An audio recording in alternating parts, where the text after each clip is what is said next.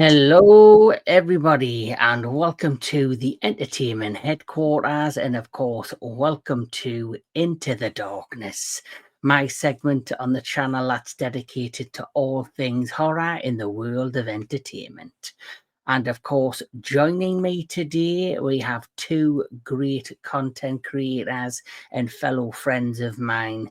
We have Mr. Anthony Jordan of Anthony Jordan's Movies and Gaming, and of course, my good friend and co-host most of the time on this channel, Mr. DJ Anubis of the Metal Tavern Radio. Thank you very much. Thank you. So how are you doing today, gentlemen? Very good. Very good. Good. So, of course, because this is Into the Darkness, like I say, we do talk about different horror franchises and all of that. So, today is a franchise that I think everybody knows. It's probably one of the big ones. I guess we could call it potentially one of the top 6 or the top 10 in horror. It's one of the earlier ones that really kind of made a big splash when it first initially was released. And of course, we are talking about the Texas Chainsaw Massacre. And there's many films within this franchise. So because there is many films within this franchise, I've decided to make this a 2-part franchise discussion. So in part 1, we'll be talking about the first 4 movies. And then moving forward into part 2, we'll be talking about the next 5. And so first and foremost, Mr. Anthony Jordan, when's the first time you've seen the Texas Chainsaw Massacre, and what's your initial thoughts? Shortly after moving to, well, if you mean the original film, shortly after moving to North Carolina, we moved in with some relatives, and my aunt had it on VHS, and I watched it the first time. I liked it. I watched it again the day after. I didn't like it, and I didn't revisit it till many years later, and I liked it again, but I've made some conclusions about the movie I'll get to when we talk about it. Yeah. Mr. DJ Anubis. I don't remember, honestly. Obviously, I was too young at the time when it came out. I definitely had heard about it by the time the 80s rolled around and I was starting to get into horror films. But the one thing I can remember the most was, the hoopla and hype that based off a true story and stuff like that. And then you learn it's kind of based off Ed Gein and stuff like that. But I think it was at the time too when I used to say, "It's only a movie. It's only a movie." Yeah. So a lot of people, I heard people got sick when they were watching this film at the time. People that did see it in theaters at the time. So that was back in the time period, and like The Exorcist and everything else, where movies really affected people like a lot, like more than we see now. And so back then, and that's of course what led to the MPA like saying, maybe we should scale back like how much we see in these films. And now we see how horror has like progressed in terms of gore effects and stuff. So it's way worse now than it ever was. But What's crazy it had a reputation back then of being like a movie that makes people sick. Yeah. And what's crazy is you don't see a whole lot in this movie. Correct. The thing that for me, I didn't hear about this movie till I was in my 20s. So basically, I had heard of all, like I said at the beginning, there's probably 10 major horror franchises that everybody knows. And everybody had probably talked about the Texas Chainsaw Massacre. I just never heard about it. And because apparently when I was young, it was hard to find. It wasn't really a film that was released a lot here in the UK. Maybe, like you say, because of how it affected people when it first was released. I thought it was banned for a while.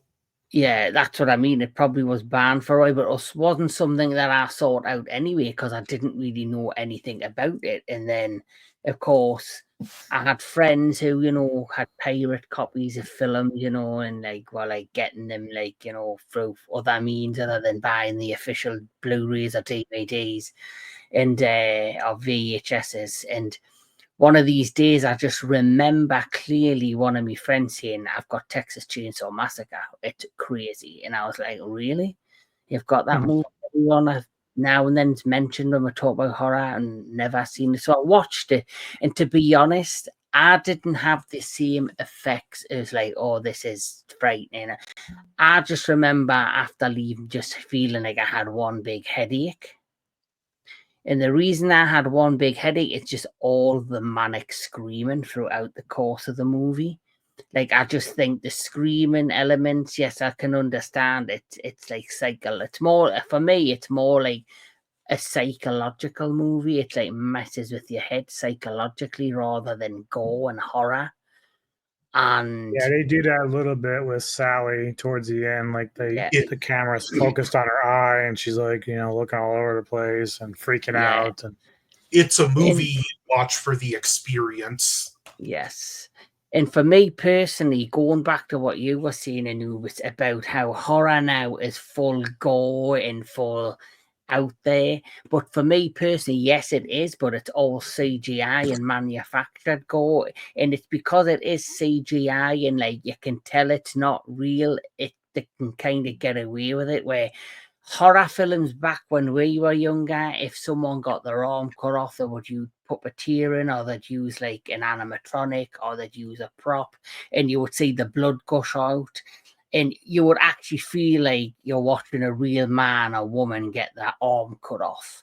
Where now, if someone gets their arm cut off, it's CGI blood out the side of the arm, and you either laugh or you either ugh. But it's not it doesn't have the emotion attached to it, if you know what I mean. It feels more Where, to me. yeah, it's more, yeah, definitely. So let's get cracking and talk about the Texas Chainsaw Massacre. So the Texas Chainsaw Massacre is an American horror franchise created by Kim Henkel and Tobe Hooper. It consists of 9 films, comics, and novels, and 2 video game adaptations. The franchise focuses on the cannibalistic spree killer Leatherface, who uses a chainsaw as his signature weapon, and his family, who terrorize unsuspecting visitors to their territories in the desolate Texas countryside, typically killing and subsequently cooking them. The film series has grossed over 252 million at the worldwide box office. Now, Tobe Cooper, he directed the first movie, and I believe he also directed the second movie in this franchise. And he directed Poltergeist. Yes, so he's well versed with horror, and for me, is quite an interesting director. I do like his style, how he's very nitty gritty with the looks of his movies, and he generally has a great way of creating the atmosphere, especially in the Poltergeist. So the Texas Chainsaw Massacre in 1974, which is the first film we're going to talk about. This is the film that really had the head spinning and gained immediate attention because of its apparently being gory and frightening and all of that. So, Anthony Jordan, will let you start off and give us your, take on this particular film. It's a very interesting film. I've always heard the reputation this is the bloodiest, most disgusting movie ever made. And when you watch it, it's kind of shocking. They could probably fit all the fake blood on camera in this cup. But what makes the film so effective and make it feel more gory is that it has this real, almost documentary style feel to it, and just how they shoot it. It's the camera angle that makes the film feel more gory. Like when he hangs the girl on the hook, you don't need to see the blood splatter. You see the dried blood splatter on the drawer on the wall behind her, and then the camera pans down to the pan, and your mind makes up the rest. I know it sounds crazy to call this a minimalist movie, but it is, and you could even like almost feel just how disgustingly hot it is in this movie. It, like I said, it's a movie you would watch for the experience, and this movie has an uncomfortable feel to it. Yeah, Yes. which is what I was saying about the director. He has a great way of bringing that within his movies. The other thing that sets up this movie is right at the beginning, where you have the scroll and you have the voiceover talking about the events that are happening in, the early hours of August the 18th, 1973. You see like the grave robbers and the robbing, the countryside, and then it pans to then this van who's got Sally, Hardesty, Jerry Palm, Kirk, and Sally's paraplegic brother Franklin. They're the character names, and they of course play. They unfortunately are the victims throughout the course of the first film. And it basically, they're like having like a cross country trek across the Texas countryside, and of course on the way they do meet an individual who is not the nicest and is just completely off his trolley, and that he's a hitchhiker, and the hitchhiker is he's just crazy. Straight away, as soon as you're introduced to this hitchhiker, that he's bad news. He's bad news, and he's there simply to cause chaos. So, and then once that happens, once you're introduced to the initial hitchhiker, and he has, Franklin's in the back of the car. They're talking about going to like his parents. His father owns a home there, and I guess they're gonna go check it out. It was because of the part of it was because of the grave robbery. They were going to see if their grandfather's grave was messed with. Yeah. They were gonna go see the grandfather's grave and check out this property that the father now probably inherited after the grandfather's death. And this hitchhiker, he's talking all crazy things. He's talking about how, like the meat, like slaughterhouses, how back in the day they used to smash the cows' heads inhumanly, if that's the word, with hammers, and then they used to just gut them and probably slaughter them alive in agonizing pain. And Franklin says, there with the new modern, slaughterhousing technology, they like kind of put like a bullet through the brain and kill them instantly, so they're instantly killed and all that, which is still kind of horrific.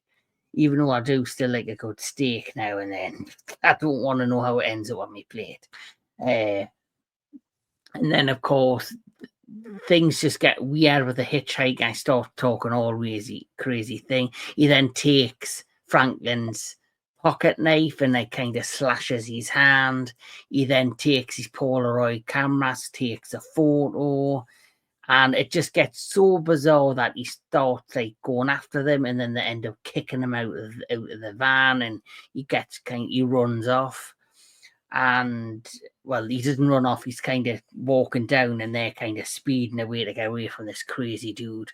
The van then starts to basically run out of gas, and they come to this gas station, where the gas station attendant is also kind of a weird dude who's selling stuff on the grill. God knows what the hell's on that grill. I don't really want to know what he had on the grill, but we know it's nothing nice. But at the end of the day, this man is not basically, he's part of like the event that will transpire. But he has a photo of the Sawyer family. I believe, is it the Sawyer family? It is. Yep. Yeah, so this is the entire Sawyer family who all play a major part in kind of doing what they do, which is to round up individuals that are going through the Texas territories and basically kill them, cook them, cannibalize them, sell them. And that's basically how, you know, they survive. And that's just basically what they do. But of course, they end up going to this house, which I think was the grandfather's house. Yeah. Or was it like in a barn? Yeah, they go to the grandfather, which is kind of all wrecked and ruined. And unbeknownst to them, they see like just creepiness all around the place.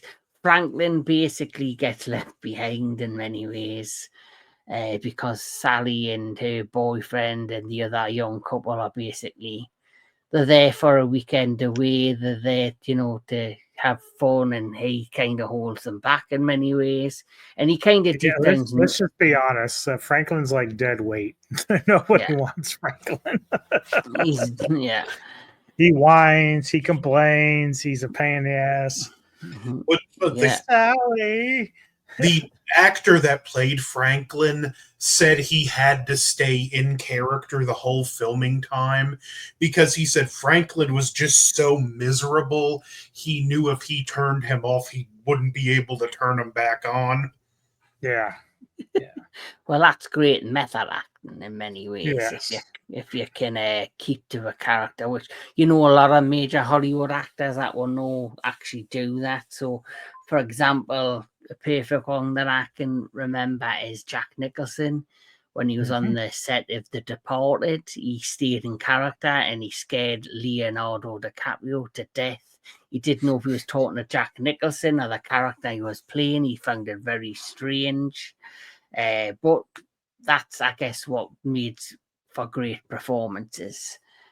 So basically what happens next is once they're in the house, all this creepiness starts to generally happen to a point where eventually, of course, we get our first appearance of Leatherface, who so slowly takes them down one by one, and the Sawyer family start to basically have fun with the family.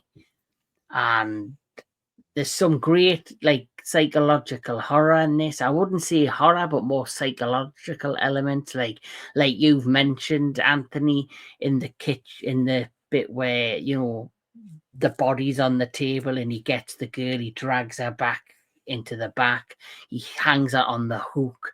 And, you know, she's just dangling there watching Leatherface basically just maul the body in front of her. And then, you know, for me, the other scene before that I found more creepy was the bit where she's like wandering around and she's like in the room and she sees all the skeletons of all like dead animals and all of that, and she's like getting herself, you see the build up of the tension and her feeling frightened. The funny thing about Hooper and this is, between this and the second one, he shot them in different ways. So, like, you know, Anthony pointed to the first one where it's not a lot of blood, but it's also the attention to detail. So you take the first kid who gets killed by Leatherface when he opens up the door and he's like swinging the hammer. You sit there and you say, okay, well, there's not a lot of blood, but then you see him kicking his legs. It's like the reaction to being like murdered, and he's got a reflex. The girl on the hook, like, her acting is incredible. Even though you're not seeing blood, you can see the torment and pain in her face. Whereas once we get to the second film, it's kind of a reversal. Like, he's not worried about details too much, but he's got the gore that's going to be with it. This reminds me of Rob. I was just going to say, this reminds me of Rob Zombie.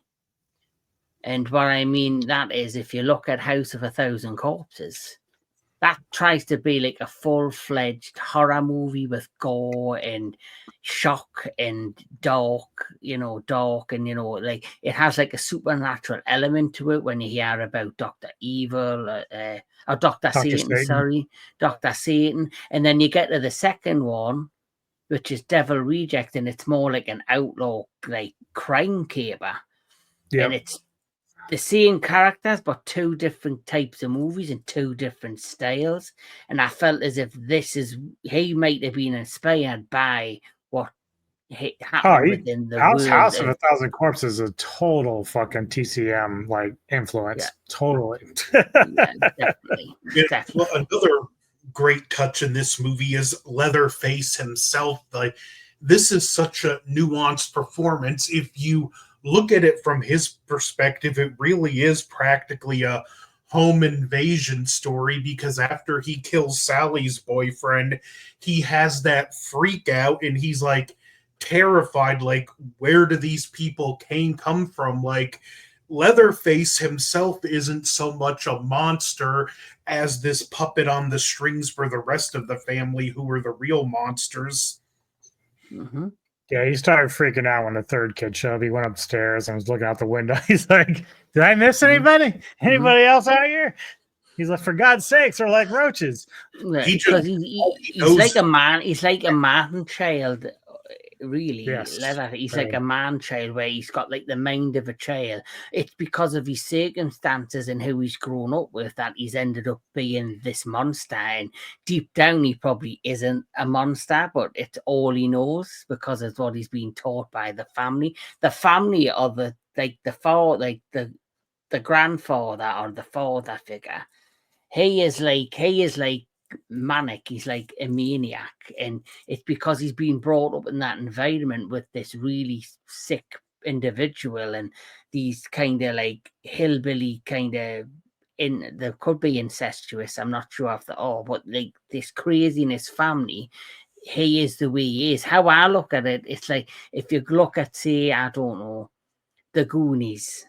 You've got Sloth in the Goonies, who's basically in a similar situation, who grew up with that family, but he's also got goodness within him. And then him and Chunk basically shows him, you can be loved, you can have like this beautiful family life if you want to. And so that's the environment he was brought into. But then you've got Leatherface, who I think in the second one's also known as Bubba. I cannot remember if they called him by name. I know they didn't call him Leatherface in the first film. They but, don't. They don't actually call him by name, I think, in the first one. I don't think you get the actual name of any of them in this film. Mm-hmm. Yeah, because I think they referred to, which I think the guy that gets ran over by the truck is supposed to be Chop Top in the second one. So I think after this movie is when they started really addressing names and stuff like that. Yeah. It is a step.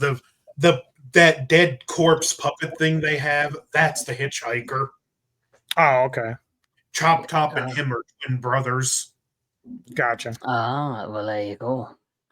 So it makes you wonder where he was during this movie. But like you say, though, the Sawyer family has like got different outposts throughout the Texas territory. So probably was somewhere else during this movie. And obviously the location of the second one's like in an abandoned theme park type scenario. He was actually in Vietnam during this movie. That makes sense. Yeah, that makes sense. But as we know, as the film progressed, there's one last survivor, Sally. And of course, Sally, as it progresses, she's screaming the fucking place down. It's like, I watched this, but I normally have me volume just on normal. I don't have it any higher. I actually turned the volume down because I was sick of the screaming.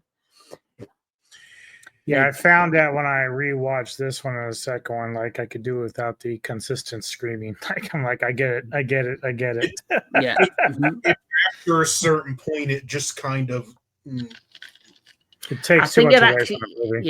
Yeah. I was going to say it takes away from the movie, and I think if you were sitting in theaters and you were listening to that constant screaming, I think that is where this got the reputation it did.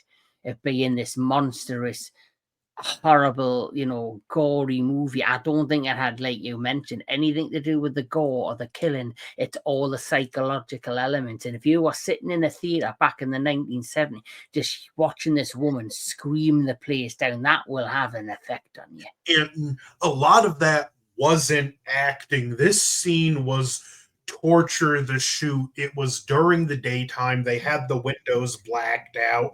They were sweating, stinking. They weren't even able to wash the clothes.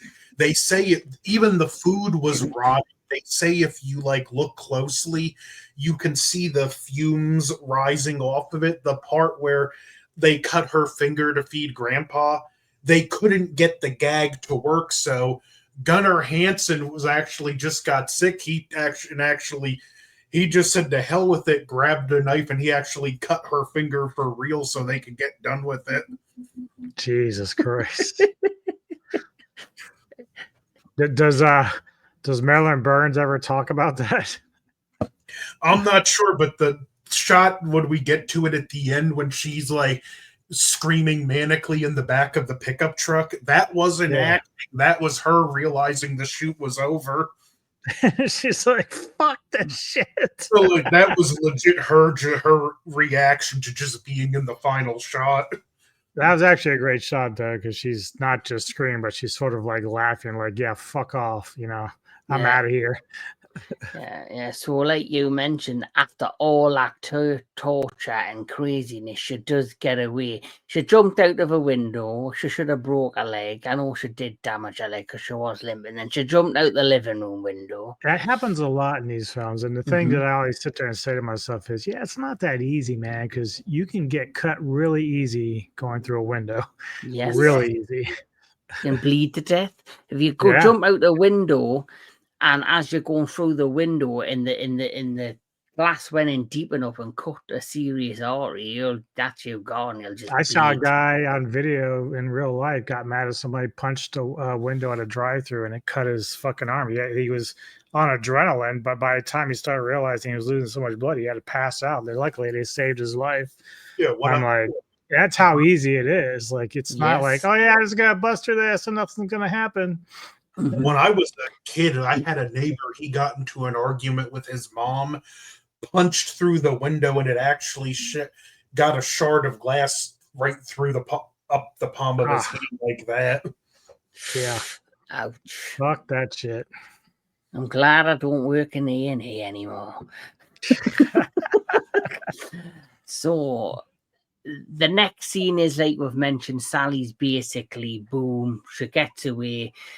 Mind the one thing I will say about the first film, the second film, the way the films end, it's like, yeah, I was expecting more by I know a lot happened, but it ends so fast that it just cuts off, credits go, and you're like, you're expecting for maybe something else. The second one does this as well, but it ends with Sally, like you see, in the van after she's escaped this horrific experience.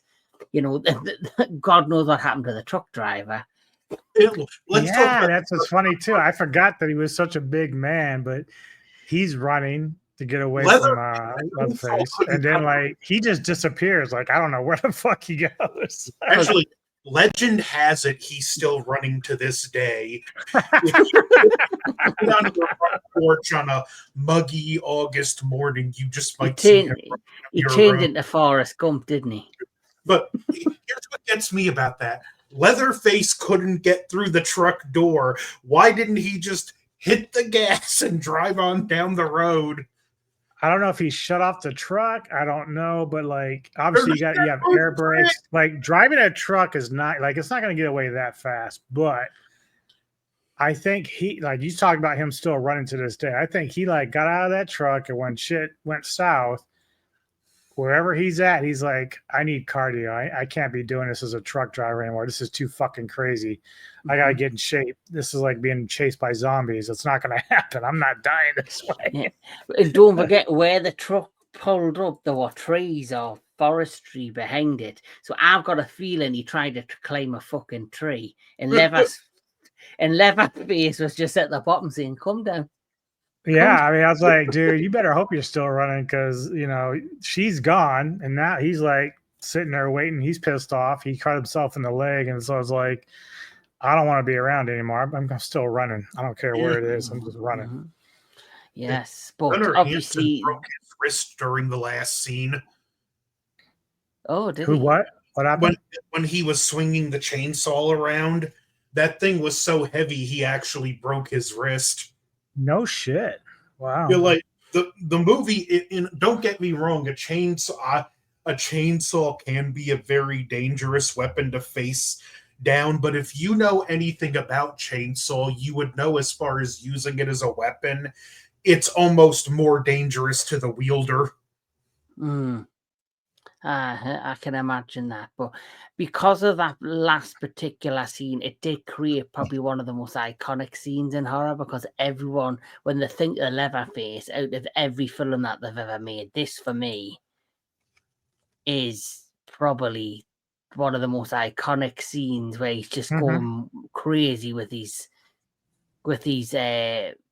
chainsaws, swinging it around. And for me, this particular scene is what I remember the most, other than the person getting put on the hook.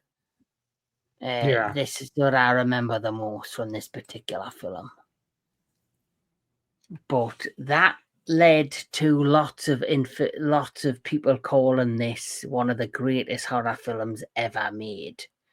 So it's gotcha. The Texas Chainsaw Massacre is widely considered one of the greatest and most controversial horror films of all time, and a major influence on the genre. In 1999, Richard Zoglin of Time commented it has had set a new standard for slasher films. The Times listed it as one of the 50th most controversial films of all time.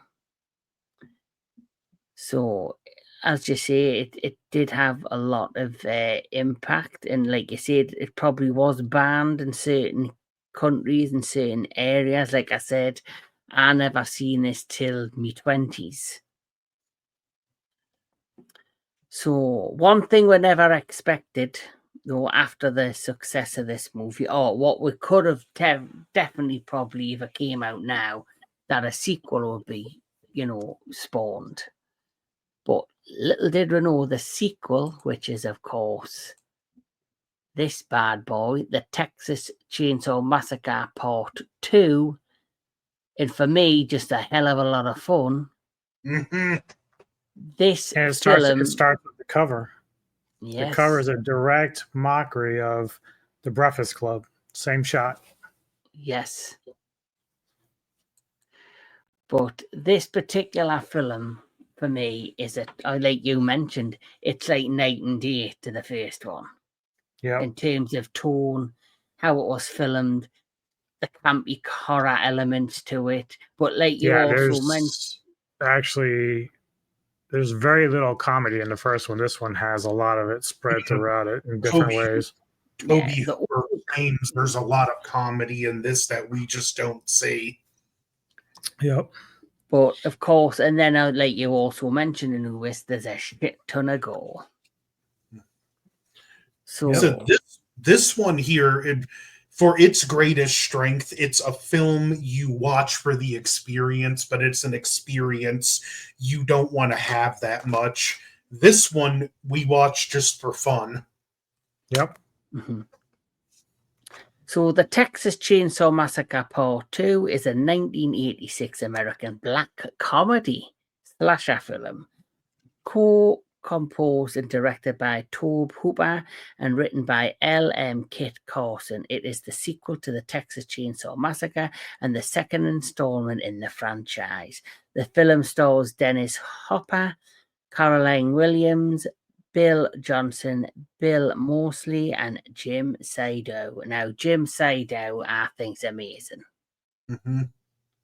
And then, of course, the plot follows Vanita Stretch Brock, a radio host who is victimized and abducted by Leatherface and his cannibalistic family.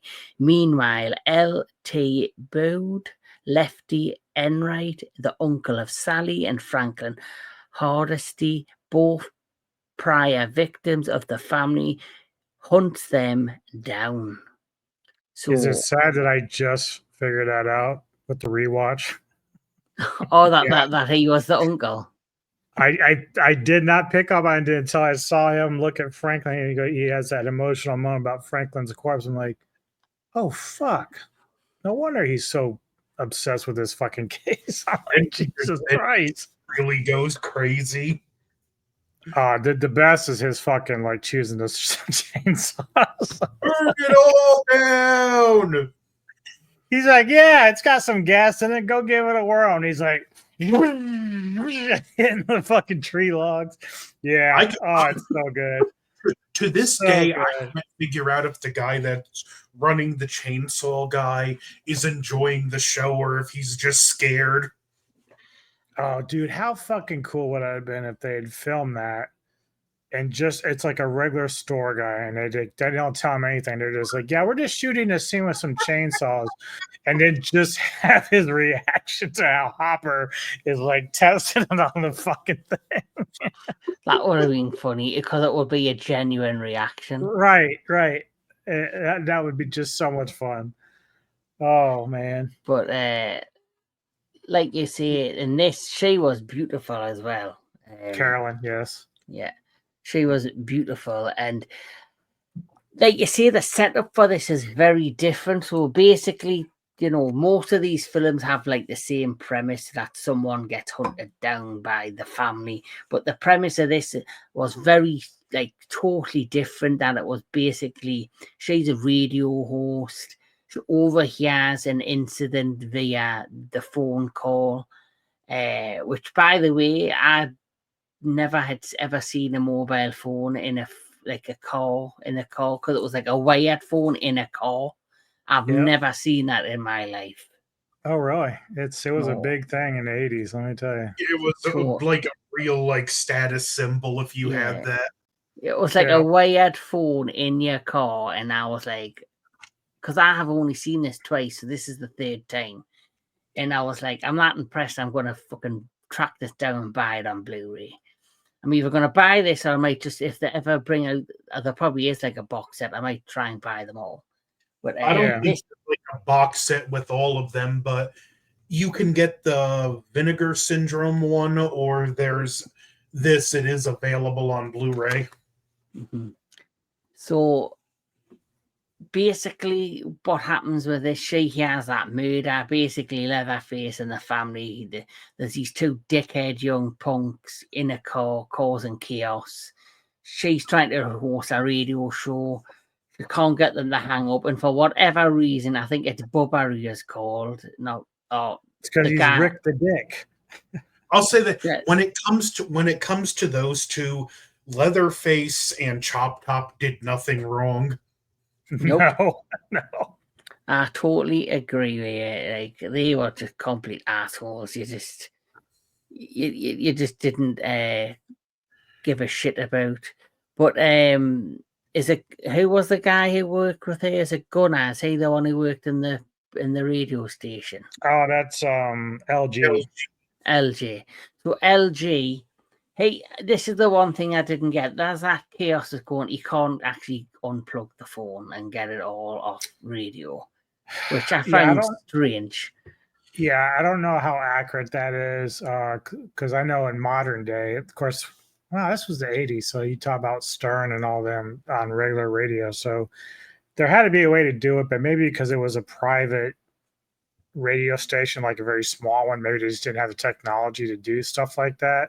Yeah, but something tells me they should have had a way to do that, because the last thing you want is someone to get on the phone on the air and you're not able to kick them off, because they can say whatever the fuck they want to say. Why didn't you hang up? Yeah. That's what I mean. Like, she was saying hang up to them. Why didn't she hang up on them? Right. That's one thing I found bizarre. But like you see, they got what they deserved. The two pricks were murdered. They, like Leatherface, hit the car. They crashed off the bridge. Hope they had a happy death. And then, because she's heard that, and obviously that is when, of course, good old Dennis Hopper, Lefty, turns up. He turns up to investigate this crime, which he looked at the door. There was a door there, and he could see like there were slashes in the door, and he instantly knew it must have came from a chainsaw. He, manages to like find a way to stay on the case, to like track these guys down, and of course, he manages to persuade Stretch to play the tape on the radio, and Brother, since you're showing a fun fact, if you know that his character acts very weird around Stretch, yes, it was cut out, but apparently there was even supposed to be a scene shot that revealed that she was actually his illegitimate daughter. Oh, really? Oh, all right. Should also be noted that Drayton Sawyer, who is sort of like the father figure to this clan of people, is very popular because he makes very good chili in the state of Texas. And he has a secret sauce, and he has a good eye for prime meat. So if you can put two and two together, you know exactly where that's going. Yeah. Don't forget the hard shell peppercorn. Yeah. Oh, what do you got there? Oh. Yeah, because like you say, when she plays the tape of the sound of the murder happening, Braden's actually at like a chili competition, and he wins it like 2 years in a row.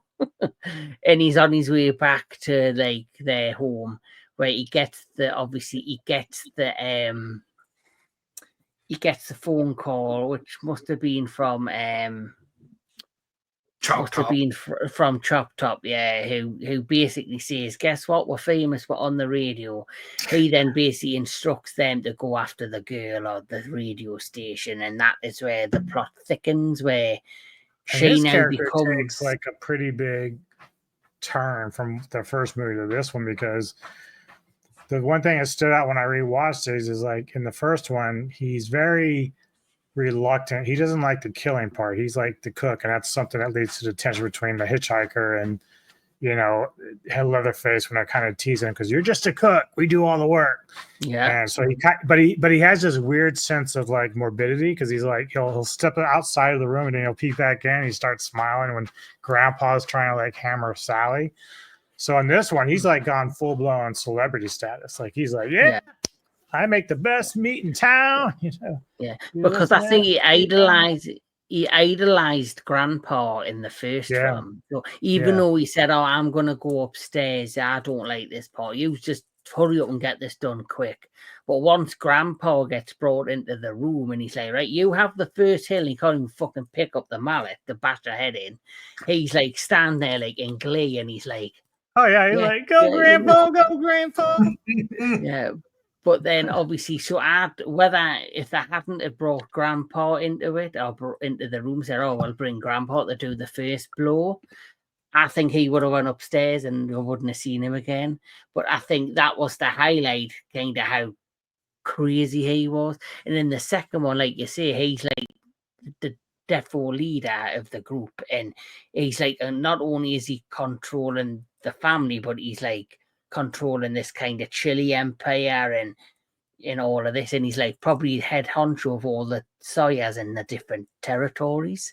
It would have been fun for me in many, many ways if you think of House of a Thousand Corpses. I know they're known as the Firefly family, but that could have been a nickname. It would have been a fun like connection if they linked this up to them and caught actually the Sawyers, another version of the Sawyers family, another group of them. Or if they just said, this is actually the Sawyer family, but they changed their name, at some point. Yeah, I definitely think that would have worked and linked in with this particular franchise. It would have been in a really good, nice crossover. Yeah, and really good twist and crossover. And down where Dr. Satan is, they could have then revealed Leatherface is there, and Dr. Satan could have been Grandpa. Which is why the fourth one bothers me so much, by the way. Yeah. Which we're going to get into. Yeah. But, this film, it's just a blast in terms, because then Caroline then becomes the Sally of the first one is basically then kidnapped, put through torture in this abandoned like amusement park. And as the film progresses, Dennis Hooper's character basically he goes down the rabbit hole of getting more crazier, more over the top. And when he actually goes to like that abandoned amusement and he sees the skeleton of the skeleton is it Francis? No, not Francis. Franklin. Yeah, he suddenly. I think that's what tipped him over the edge. The earlier scenes were at least partway sober Dennis Hopper. These later scenes were completely coked out of his mind Dennis Hopper. That does not surprise me. Why does that not surprise me? But for me, it made, well, whether he's coked out of his head or not, for me, it made this film more enjoyable. The fact that the Sawyer family are off the box, they're crazy. Chop Top, he's an amazing character. I wish, when it came to like say the third one, because as you know, Dennis Hopper decided to go all out. He goes into the battle with Leatherface. He starts cutting all the beams within the theme park, wanting it to collapse. Jim Sidow's character, Drayton Sawyer, he had that grenade under the table. So I'm assuming, like you say, he blows himself up. Grandpa gets killed. Leatherface is his warehouse become his whereabouts are unknown. And then of course what happened to Chop Top, and like I said with the first one, he goes after he goes after Caroline, and they end up at the top of where the roller coaster I guess was. And he then falls to what we'll assume is his death when he falls down or gets knocked, and you just see his body rolling, and he kind of goes down that shaft. And then let's not forget the best scene in this. Like, so earlier when Leatherface and Chop Top go to the radio station to get the tape, Leatherface is trying to chase her down, and he finally gets her in this room. And he's got the chainsaw like between her legs. Like he's like the sexual innuendo is very clear here. Mm-hmm. But then later, when she's gotten back inside their lair, and then when Grandpa finds out she's still alive, you can see that Leatherface has an infatuation with her. Mm-hmm. He's like, "Oh no, it's either sex or the saw, and the saw is family." Yes. And even Drayden's like, if you want to know about sex, I'll teach you about sex. I know all about sex. And then you've got Chop Top, who's like basically teasing Leatherface and stuff. But then, like you say at the end, when Chop Top gets knocked down that shaft, she's then on the top of the roller coaster with the chainsaw, swinging it around like Leatherface in the first movie. So they basically did the opposite. They reversed it with the hero with the sword, doing like the celebration dance with the sword. But just because you saw Chop Top go down that shaft didn't mean he was killed. Right. And that's the end of the second one. And for me, just because of how bonkers and different it is from the first one, I really enjoy the second one. It wasn't well received by critics. It didn't do as well at the box office, but it has slowly become a cult classic. And I generally believe, hand on heart, that this one's more popular and looked on fondly at more than the first one. Could be. Mm-hmm. What about you, Anthony? How do you feel about the second one? This is my favorite out of all of them. But this is just a fun ride. Yeah. Are you the same, Anubis? Would you prefer this one over the first one? Hands down. This is so good. So good. And it was so funny because as I'm rewatching everything, I forgot certain actors were in some of these other films. And so I'm like looking like, because I always knew about McConaughey in the fourth one, but then I forgot Vigo was in the third one. So I'm like, wow, this is like all before they start getting really big. Yeah, and So this is Renee the same thing. Zellweger. Even though Hopper was kind of like already an established name, he wasn't as popular as he was towards the in the late '80s and early '90s. So the fact that he was in this is really fun. Yeah. And I see Neko has joined us today. Yeah, yeah, they're hungry. One, That's what it yeah, is. she wants Hey, her look, daddy. Bill Moseley has some of the best lines of dialogue in this movie. Oh my Oh, god, yes. Bill Moseley's brilliant. Yep. Yes, and You know what's Stop. funny is how he got this role. He shot a short fan film in college called The Texas Chainsaw Manicure, and somehow Toby Hooper seen it and remembered it. So when he made this film, he was like, right away, I want Bill Moseley. Well, I'm trying to kind think of because this was really kind of Bill's breakout role, right? Yeah. I would think so. Yeah. thing with Bill Moseley. I think he's so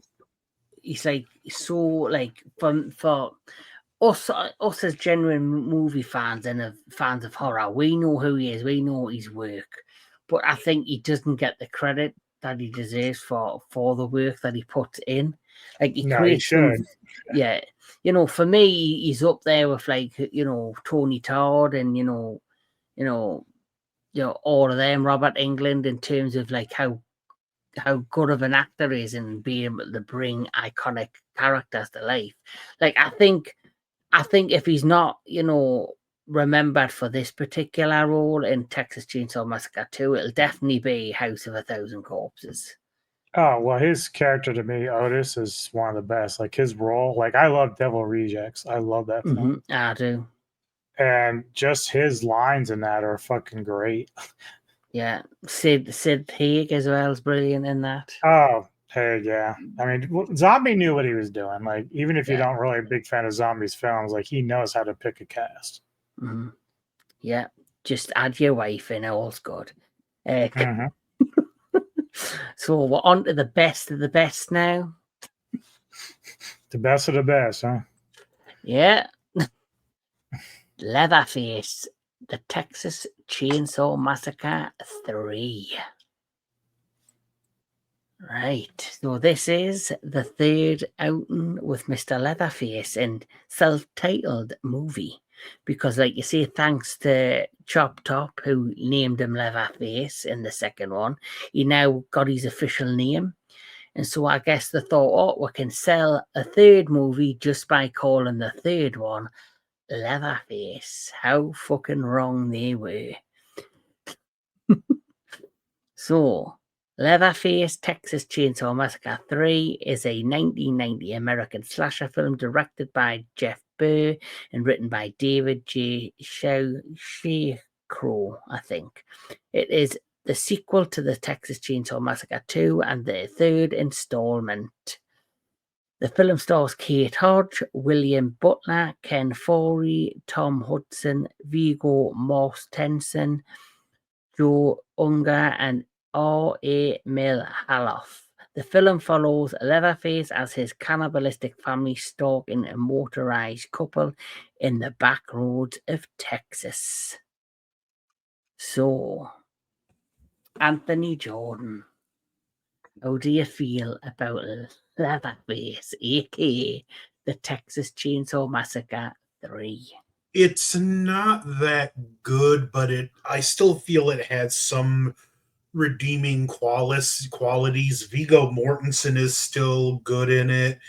Ken Forey's always nice to see, and I do have some fun with the character of Alfredo. In fact, he gives me like the one part that always gets a laugh out of me when Ken Forey gets to jump at him and holds the gun in his face. Do I know you?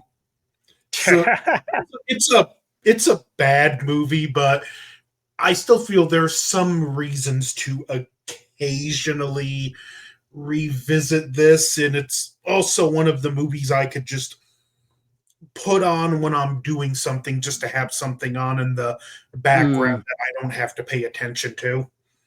Yes. So, what's your initial reactions about the third one, Anubis? hands down the best soundtrack of all the films. Yes. I'm with Anthony. The script is not very strong, but the characters are memorable. And the one thing I was talking with Anthony a little bit yesterday about this. It's weird to me because when I watched this and I was watching Leatherface, and I'm like, because we haven't got to the rest of the films yet, so I'm only talking about the first four right now. Yeah.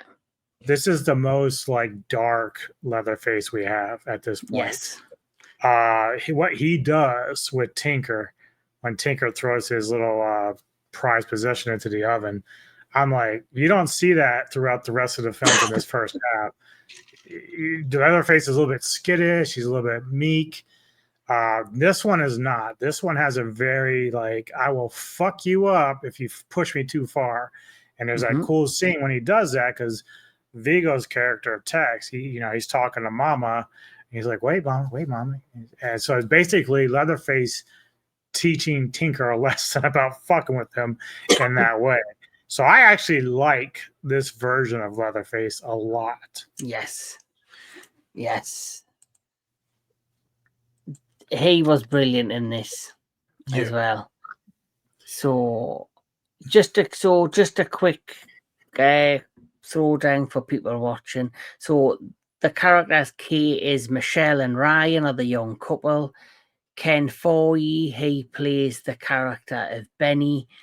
And of course, there's another character called Sarah. So the film basically starts off with Sarah's already kind of tied down. She basically sees her sister get killed. She escapes Leatherface. She runs away. She seeks help, and then she bumps into this young couple are just trekking through the Texas territories, and basically they'll get wrapped up in this whole scenario with Leatherface, and it just turns into like what we're used to with the rest of the movies, where the family starts hunting down these people one by one. My positives of the film is where the first one said it was like, this horror movie that basically defined horror, was like changed horror from anyway. For me, I found this film to be much darker and more serious in tone than the first one and the second one.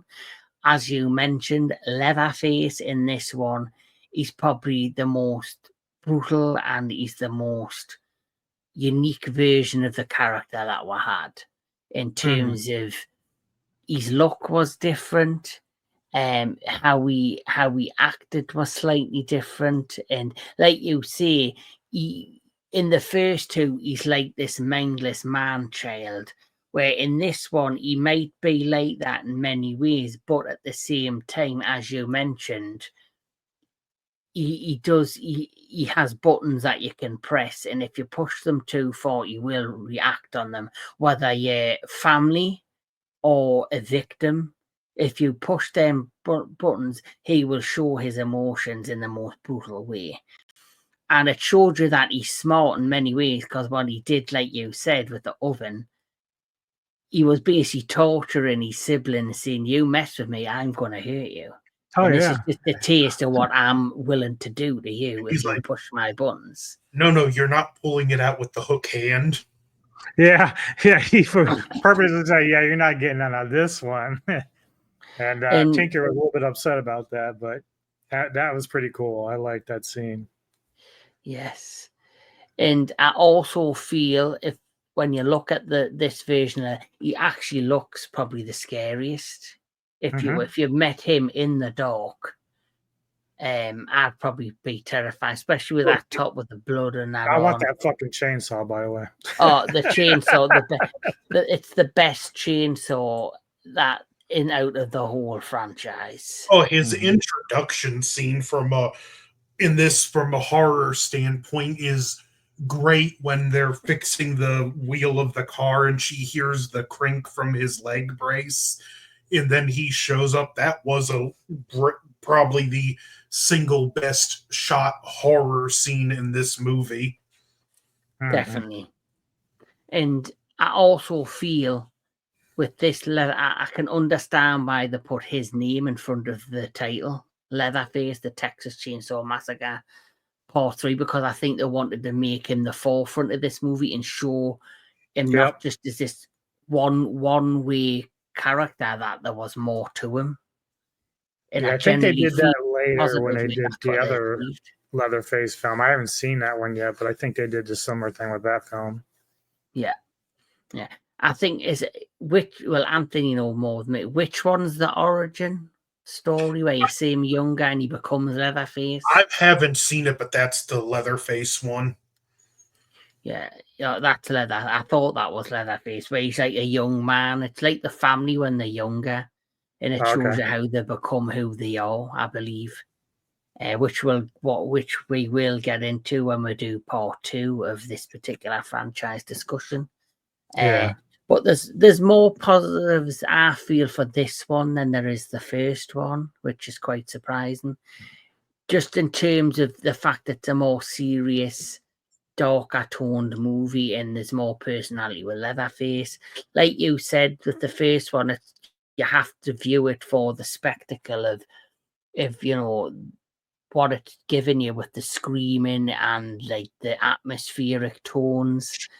For me as well, what I found with this movie, it shows you more them as hunters. So, when you had the bear trap and someone, got his legs stuck in the bear trap, and then, of course, Leatherface came and just hacked him to bits. And then even the final fight with Leatherface in the swamp area when he's in the water and they're fighting, and she manages to hit him and he sinks below the water. And they kind of do that in the one that was on Netflix, but of course you see what happens after the end of that one.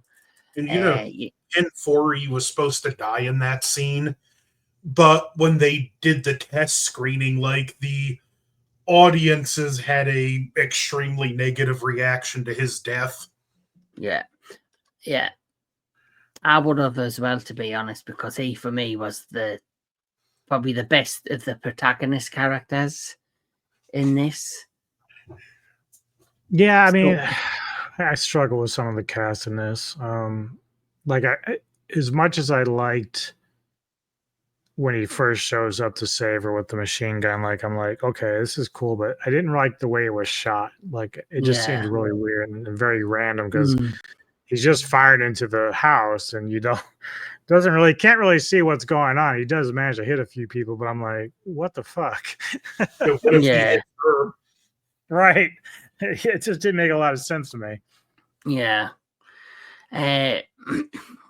What else was I going to say? Like, another thing I like about this film is like he's a strong character. I think there's always at least one character you can get behind, whether it's who's an antagonist or protagonist. Another thing I found with this, I don't know if you found this with it, like I said, it shows you the more of how they track people down and hunt them, and like Leatherface of the creepiest ever been. I got vibes of a Wrong Turn out of this movie. I haven't seen those films, so I can't really comment on that. I haven't seen those ones. It's been a while, but I can kind of see what you're getting at. Yeah, like how like when they're trekking them through the woodlands and that, and like you see, you just hear Leatherface and the strap and the noise from his knee brace, and then I'm out of nowhere, and stuff like it gives me vibes of the Wrong Turn franchise.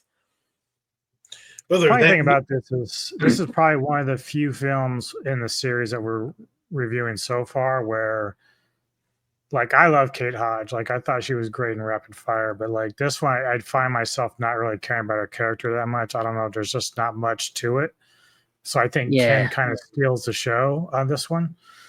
But I did, like I said, I did like the fight scene when he finally arrives and he's kind of like fighting with Tex. And then all of a sudden the heavy metal stuff kicks in. Like, the music for that is just so fucking good. It got my adrenaline going right away. So I was having a ball with that. But yeah, I think he's the one that actually is the more of the hero of the film than it is of Kate. Mm-hmm.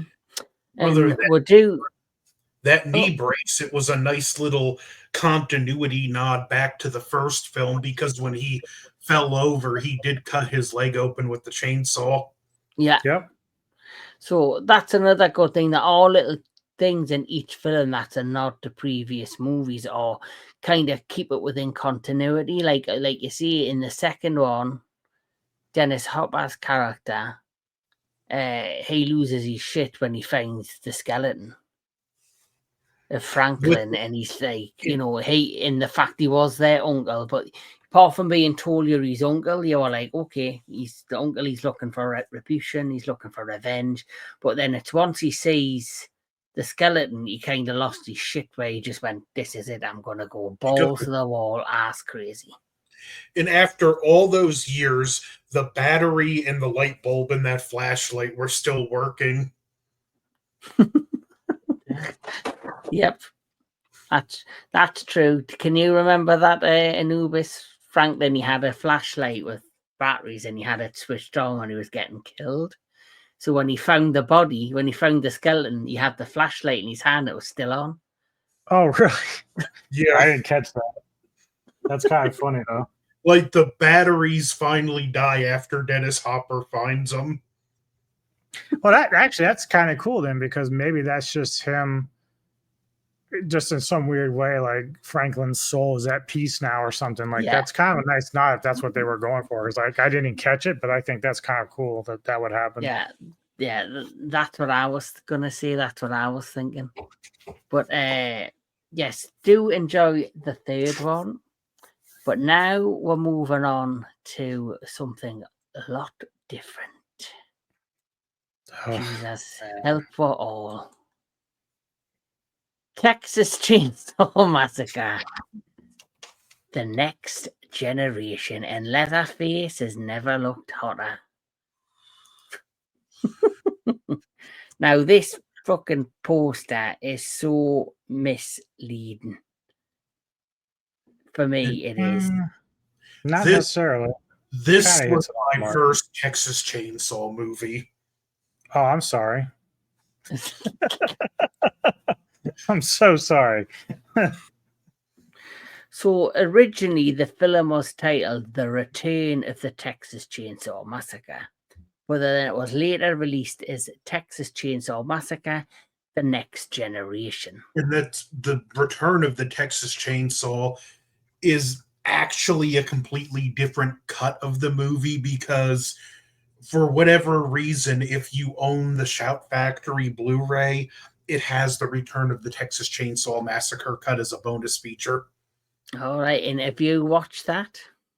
No, I have no earthly reason to own this movie in any form. Because I was thinking I would like to have known if there was a difference with if it that was edited differently or whatever. But so anyway, the Texas Chainsaw Massacre: The Next Generation is a 1995 American black comedy slasher film, written, co-produced, and directed by Kim Henkel. I didn't catch it till I rewatched it, but when he walks in that room, he goes, all right. I said, oh my God, he did it. He did a callback to Dazed and Confused. Oh my fucking God. I started laughing so hard. I said, that was great. That's like the best part of this film, is him doing that callback. Mm-hmm. So Kim Henkel in his directorial debut, and starring Renee Zellweger, Matthew McConaughey, and Robert Jacks. It is the fourth installment in the Texas Chainsaw Massacre film series. The plot follows 4 teenagers who encounter Leatherface and his murderous family in backwoods Texas on the night of their prom. It features cameo appearances from Marilyn Burns and Paul A. Portain and John Dugan, all star of the original film. Yeah, Paul Pertain as Franklin. He was in there as the orderly. Yes. And John Dugan, he is the guy who... Is he the guy who played Leatherface? No, Grandpa Sawyer. He played Grandpa Sawyer. I do have a question, though, because obviously Burns makes her appearance at the end on the gurney. a lot of this is supposed to happen years after that fact, right? So is she just playing a random woman on that gurney, or is it supposed to be just like, okay, this is our cameo, this is what we're doing?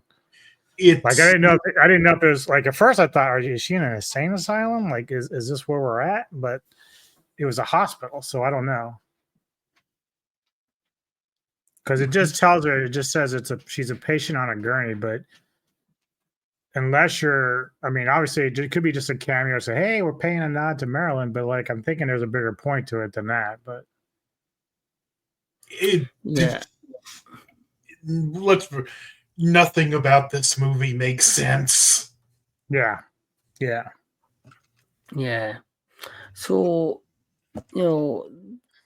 so Hen Kell, who also co-wrote the screenplay for the 1974 original film, developed The Return of Texas Chainsaw Massacre with producer Robert Kern, intending to create a film closer to the source material, but was exaggerated with exaggerated characters that serve as caricatures of American youth.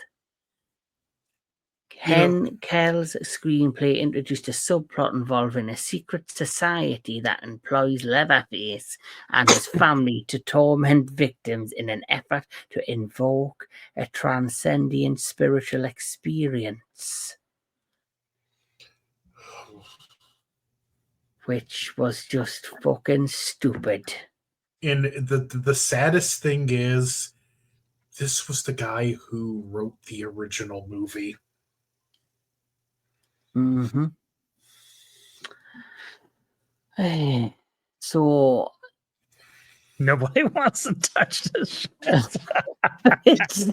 I was just I'll about to say say this. It's such a waste of the talent that they had on this film because like it's ridiculous.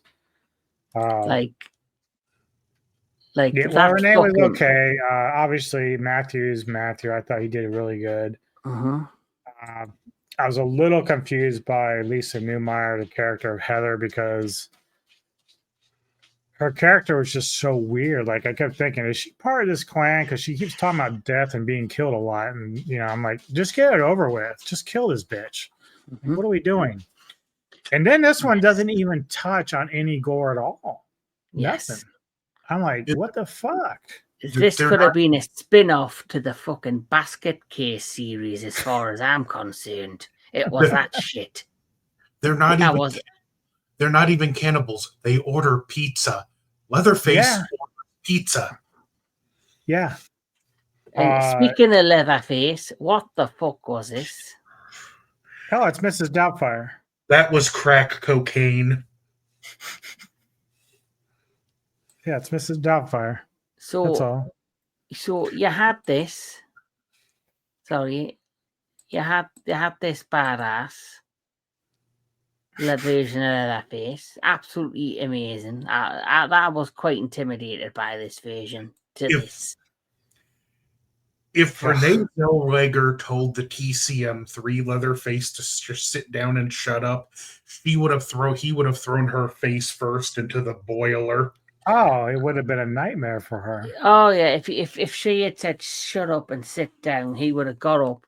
He would have stuck her on a hook, and as she's hanging there, he would have grabbed the chainsaw and just sliced her fucking head off dead slowly and made her. And then Darla, who's like, she's like this real estate chick or whatever that's infatuated with Wilmer. Like, there's a point where, which I thought was funny, when Renee gets a hold of the remote control that controls his leg. Yeah. And she's trying to get away, but Darla's just sitting there on the chair, like, because she could easily help out Wilmer very easily by just grabbing her, but she just sits there. I'm like, this makes no sense. She's just as loony as they are. So a lot of this is just so fucking weird and dumb, and it just makes no sense at all. Yeah, it's like they were starting to try and put together a horror comedy, and then they all sat there in the writers' room, all had 10 lines of coke, and just woke up after this coke-fueled fucking orgy, and just seen what they had wrote down on the page at the time. They thought, that's a movie. that's what we're going to make. And it was absolutely garbage. Like I can understand the likes of, say, Basket Case going down that stupid road because that's what you expected for them film. Like the whole concept of Basket Case, as crazy as it is, about this you conjoined twins that now basically he's just a head and a pair of arms and he's strangling people to death. You can make that fun and comedic. But after you had a serious psychological horror film with the first one, a slight kind of cult classic horror comedy, but still brought the gore and great characters in the second one. And even though it's not, the best of the best, the third one had lots of things, like you've said, I did generally like about it. And it had a more serious tone, like you said, probably the best version of Leatherface up to this point during our conversation of the franchise. To this, it's like, how can you take those things and then create this piece of shit garbage? Even the Pumpkinhead films are better than this pile of shit. There had to be an ulterior motive behind the reason this film is this bad. Mm-hmm. Even Wreck 3 is better than this piece of shit. Apparently, Joe Bob Briggs praised this film. I'm gonna fucking face that guy one day. He hates Halloween 3, but he likes this shit. Wait, I'm gonna give him a piece of my mind. He hates Halloween 3. He likes, but he praised this. He clearly had a stroke that day. Yeah, he must have. Because that's just like, I'm not being funny, my feelings on Wreck 3. Even Wreck 3 it gets better worse than this shit.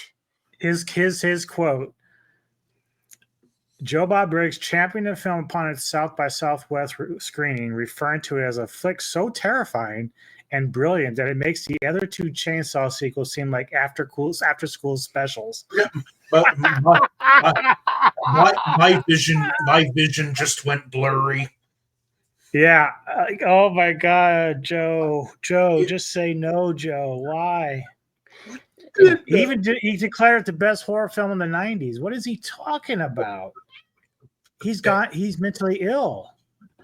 I love this guy, but he's mentally ill. The Exorcist 3 came out in the 90s. He had to be trolling. Just tell me he had to be trolling, please. He's just hopefully he's being sarcastic and he is a well man. I hope. I hope. But there's nothing much more we can really say about this particular film. What? Really. And then we have some other dope. Let's see. Joe Layden of Variety praises the cinematographer Levi Isaac's camera work, which was pretty good. But then he goes, as well as lauding Zellweger's lead performance, calling her the most formidable screen queen since Jamie Lee Curtis. That's a fucking lie. That is oh my God, I love Renee. Don't get me wrong, but she was not that great in this film. I'm sorry. I wouldn't even call her a scream queen. She's not. She's only known for Bridget. Drama stuff. Yeah, she's mostly known for Bridget Jones's Day. Another interesting thing, apparently, when this film was finally released, because both Matthew McConaughey and Renee Zellweger's careers were taking off, they actually tried to take legal action to try and stop this movie from being released. Yeah, I think they disowned this film, actually. I'm pretty positive they didn't want no part of this. I can understand in their why. filmography.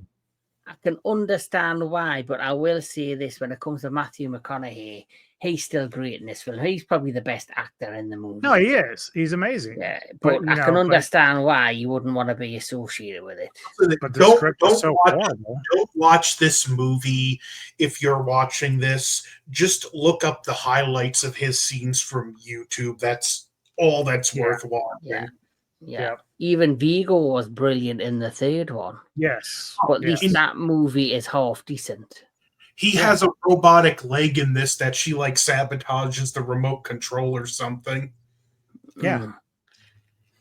But No, you've I mean, it's mentioned just they did the actors no service in this. Like the script is so goddamn awful, and then like the ending, like we're getting to figure out why they're doing this. I'm like, oh no, no. You're not telling me government or like some sort of mafia shit's involved in this. Please say you're not doing it. The Illuminati. Yeah, I was so mad at that, dude. I was like, oh, this is cringe. And doesn't like Matthew McConaughey like randomly get killed by a plane? Yes. And we don't even see that guy at all ever again. We don't see him before, like who it is. We just know it happens. And like, I'm like, what are we doing?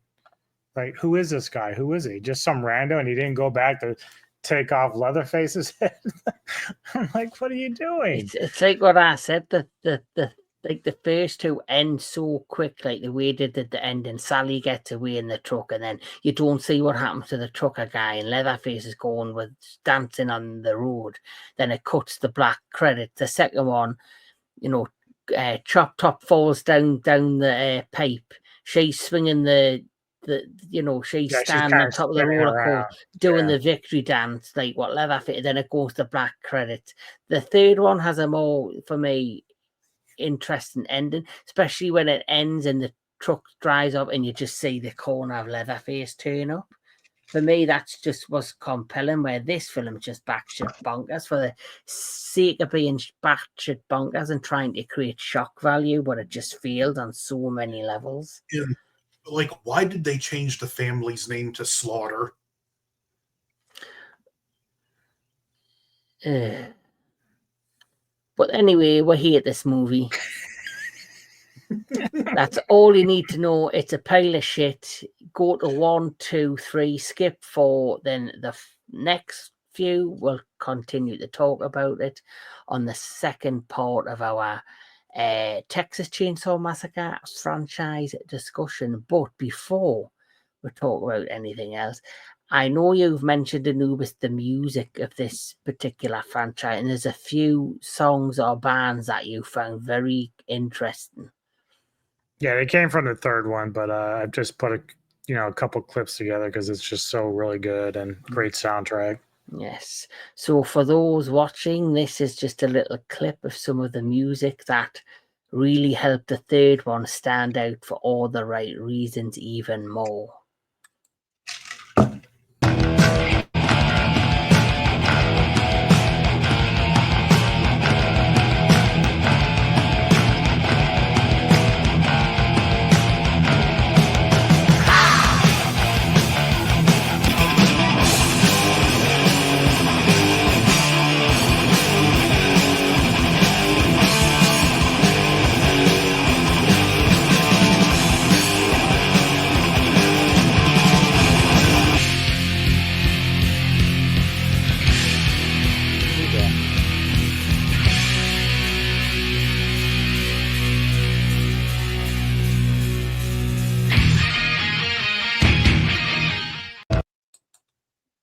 There you go. So we go, a taste of heavy metal, and I think heavy metal is perfect alongside Leatherface, especially in the third one. But like I said, this is going to be a two-parter on this franchise because there is 9 films, and I want to, give us all time to breathe a bit before we watch the rest of this franchise and get back into it. After the piece of shit that is the fourth one, I think we all need a break. So, if you want, give me your final thought on 1 to 4 and your rating of 1 to 4. Or do you want to do a rating for all of them in part 2? We can rank them. I haven't really thought about rating them yet, so maybe we'll just wait on the ratings at the final conclusion because we're going to re-rank them anyway. But we could do Yeah. just ranking these films as we watch them. Then when we next one, we could do a grand ranking.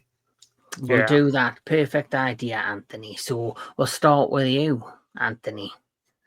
Well, first my favorites 2, then 1, then 3, and Next Generation is so bad I'm not even gonna rate it because there's not a low enough place to put it. Oh shit. And Anubis. Starting from the worst, number 4 is, of course, Next Generation. It's just high garbage. I guarantee this film will drop even further by the time we get to the rest of it. Third is Texas Chainsaw Massacre 3.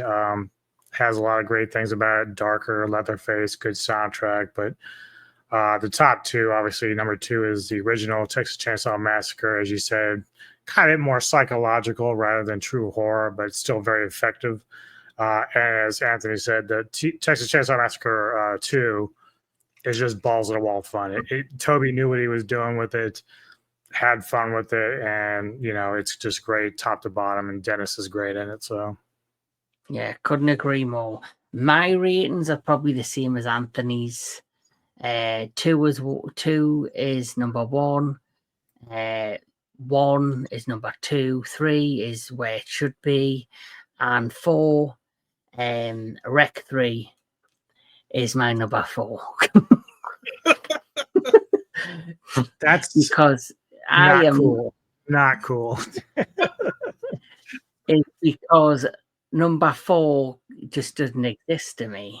It's like I said to Anubis, they were trying to write a good sequel that all had a line of cocaine that end up waking up, and whatever was written on a piece of paper is the fucking movie that decided to shell out to its audience, which ain't cool. Ain't cool to me. But anyway, that has been part 1 of our Texas Chainsaw Massacre franchise discussion. We will be doing part 2 when we get it scheduled. But what's coming up on the Anthony Jordan Movies and Gaming channel? Well, I'm going to do, I got a series of reviews coming up to review the series of Gundam Wing for the 30th anniversary next Saturday at 3. DJ Anubis and the Professor are going to be joining me for a Jaws 50th anniversary discussion, which that's my big one. And yeah, Friday the 13th, I'm starting, and I can't promise it's going to be one release a day, but I want to do kind of a mini series where I talk about, not review the Friday the 13th movies, but take each movie and just talk about best moments in it. So that should be fun. Oh, that will be cool. Best moment of Friday the 13th. Sounds cool. DJ Anubis. So tonight, Neko and I have tickets to go see Ballerina, a side sequel to the John Wick franchise. So tomorrow, her and I will do a review for that. Then at 2 p.m. Eastern, I'll be joining Jedi Granville for a little discussion on female werewolves and the movies and novels that include that. So it's going to be a nice little discussion about that. Sunday, I plan on doing my debut of What If, featuring the Scream franchise. So you guys are invited. I'm doing it at 4 p.m. Eastern my time. So hopefully I can get everybody involved. That's, good timing there. Yeah, I won't be available because I am on night shift that week. So unfortunately, I'm going to have to miss that one. But I have some other ones planned up in the future. So obviously I'll try to get you guys, when you have time. Then Wednesday, Mr. Lambert and I are doing Cinematic Synergy, where we're going to review The Illusionist, starring Edward Norton. Yes. Then that Thursday, we're going to break into Retro Movie Show on Mr. Lambert's channel to talk the Karate Kid franchise. So I don't know what it is about the 4th movies, but I'm not looking forward to revisiting that one. That's the next generation of fucking Karate Kid crap. That's on the 12th. Yeah. Yep. Yeah, it's funny too because I was talking with Rick Myers because he had seen Legends like I did, and I said, "Well, why is it that Cobra Kai never brought Swank back in as any kind of cameo throughout the series? Like, did you ever see the 4th film?" I said, "Yeah." He says, "That's why." But I think he also said there was something to do with like maybe she didn't want to be a part of it or something. I don't remember, but either way. Well, I read something where they had offered her an opportunity to be a part of the show, the final season, and the rumor was that her character was going to be one of the high senseis at the Kai Tai Saikai. And she was going to show up at the end and do something to allow to do something with Cobra Kai to allow them to continue in the competition, something like that. That was a rule. It was only going to be like a 1-episode cameo, but it would have made sense. But at the same time, it wouldn't have made sense because when we have our discussion, like she wasn't that great. I don't think she was that great in karate, but who's to say she didn't develop? Yeah. And there was also going to be a side story where when Mr. Miyagi was really ill, Mr. Miyagi went away from Daniel, and it was to visit her for some particular reason, which would have been revealed in the last season of Cobra Kai. But these are rumored because I've read like a lot like on the forums of like what people are saying were officially written in but were cut out. But whether that's true or not. Well, we might still see her in the future because obviously Legends brings in Han and LaRusso, so maybe we'll see her in some other iteration of the Karate Kid franchise. Yeah, and it's like I said, I did my review of Cobra Kai, and not Cobra Kai of Legends. The new of Legend. Now I loved the majority of it, but I got frustrated a little bit with it, and so I didn't rate it as high. But if people want to check out my review, you can do on the Entertainment Headquarters. But as for me in the Entertainment Headquarters, later tonight, I will be doing my next episode of Education with Mr. Jedi Granville, because he loves, educating himself and reading and understanding special effects and visual effects. So he's going to be giving me a little bit of a trip of his knowledge in the world of special effects and visual effects and all of that stuff. So that's going to be a great conversation. And as DJ Anubis has said, Thursday the 12th, we're going to be doing the next Retro Classic Movie Show, which is a Karate Kid special, where we're doing the first 4 movies. The day before, like I said, we're doing The Illusionist on Cinematic Synergy. And then I also have coming up on the 16th of June, the next episode of Education with Mr. Daniel Miller, aka The Professor, and we're going to be talking about a much-loved British classic series, The Thunderbirds. So that's something that I'm looking forward to as well. And finally, on the 18th of June with Mr. Tony of the Dead, the next episode of Television Chronicles, we're going to be talking about season 1 of The Terror. So looking forward to that. It's going to be a great month before I jet off this good old San Diego. But until next time, everybody, thank you for tuning in. My 2 amazing guests, Anthony Jordan and Mr. DJ Anubis, thanks again for doing this with me. Always fun doing Into the Darkness with you guys. And hopefully with the next one, part 2, we'll be joined by Mr. Tony of the Dead, and we can have a bit of a catch up with him and his rankings for this particular franchise. So until next time, this has been the Entertainment Headquarters. This has been Into the Darkness. Take care, everybody. Oh.